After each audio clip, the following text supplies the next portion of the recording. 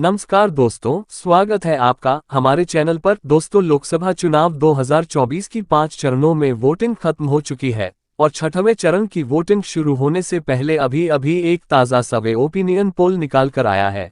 दोस्तों, इस opinion poll में यह आसानी से मालूम किया जा सकता है कि इस चुनाव में कौन जीत रहा है और कौन हार रहा है।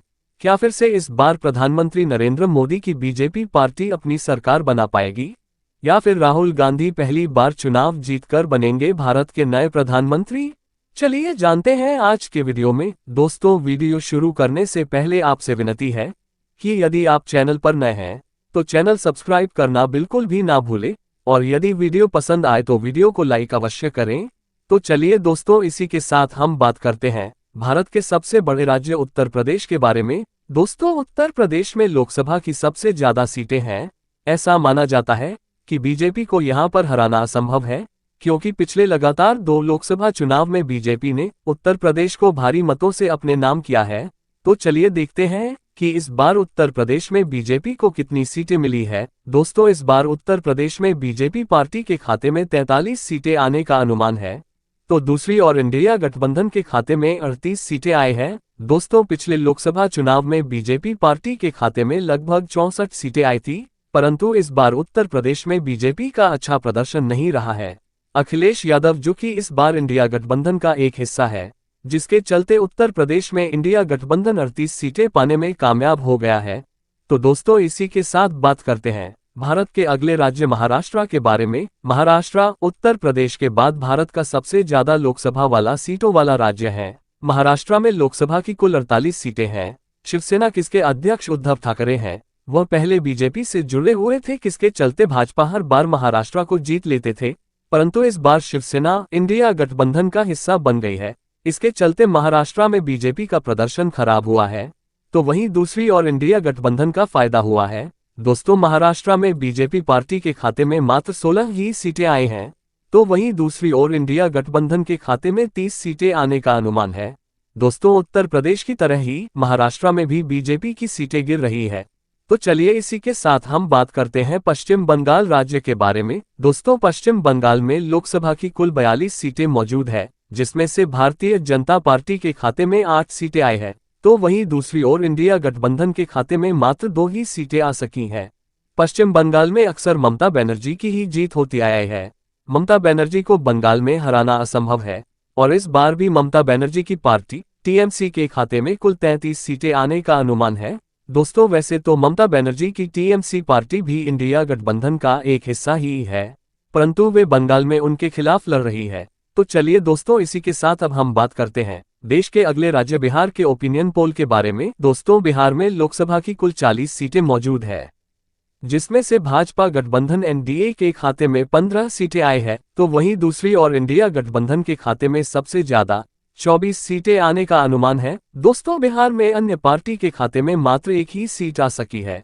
तो चलिए इसी के साथ हम बात करते हैं भारत के अगले राज्य तमिलनाडु के ताज़ा सर्वे ओपिनियन पोल के बारे में। दोस्तों, तमिलनाडु में लोकसभा की कुल 39 सीटें मौजूद है। तमिलनाडु में बीजेपी पार्टी की हालत काफी ज्यादा खराब है, क्योंकि तमिलनाडु में बीजेपी पार्टी अपना खाता तक नहीं खोल पाए है। यहाँ पर बीजेपी के खाते में एक भी सीट नहीं आई है, तो वहीं दूसरी ओर इंडिया गठबंधन के खाते में 38 सीटें आने का अनुमान है। दोस्तों, तमिलनाडु में बीजेपी पार्टी का शुक्र ही साफ हो गया है।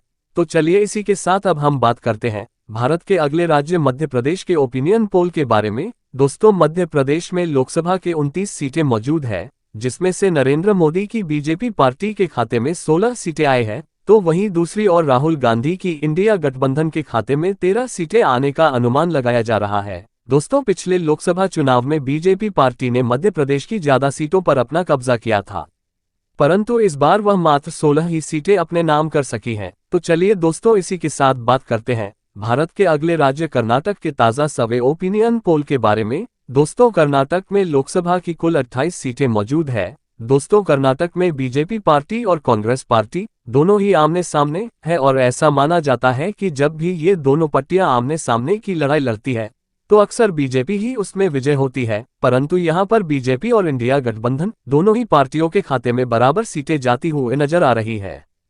तो चलिए दोस्तों, इसी के साथ अब हम बात करते हैं भारत के अगले राज्य गुजरात के ओपिनियन पोल के बारे में। दोस्तों, गुजरात में लोकसभा के कुल 26 सीटें मौजूद है। प्रधानमंत्री नरेंद्र मोदी और अमित शाह दोनों ही गुजरात से आते हैं और ऐसा कहा भी जाता है कि गुजरात में अक्सर बीजेपी की जीत होती है, क्योंकि प्रधानमंत्री नरेंद्र मोदी पहले यहाँ के मुख्यमंत्री रह चुके हैं। इसके चलते गुजरात को बीजेपी का गढ़ भी माना जाता है। इस बार भी बीजेपी पार्टी के खाते में गुजरात से 18 सीटें आए हैं, तो वहीं दूसरी ओर इंडिया गठबंधन के खाते में 8 सीटें आने का अनुमान है। दोस्तों, गुजरात में बीजेपी पार्टी अपनी एक तरफा सरकार बना रही है। तो चलिए इसी के साथ अब हम बात करते हैं राजस्थान राज्य के बारे में। दोस्तों, राजस्थान लोकसभा की कुल 25 सीटें मौजूद हैं। राजस्थान में बीजेपी पार्टी के खाते में 15 सीटें आए हैं, तो वहीं इंडिया गठबंधन के खाते में 10 सीटें आने का अनुमान है।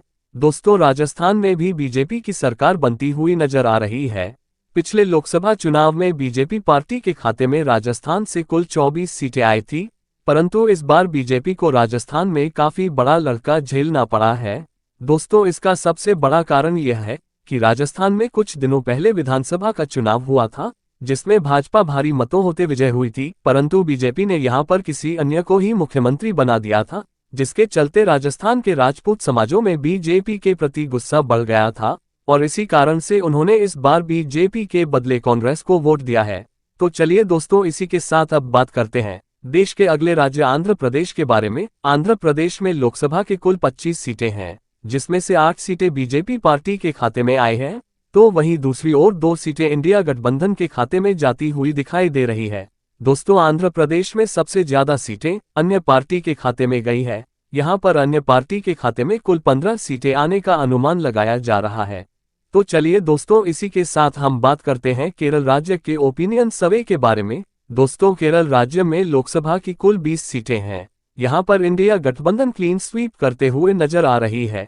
केरल में इंडिया गठबंधन के खाते में 20 सीटें आए हैं, तो वहीं दूसरी ओर बीजेपी पार्टी का खाता तक निकला है। बीजेपी के खाते में केरल में एक भी सीट नहीं आई है।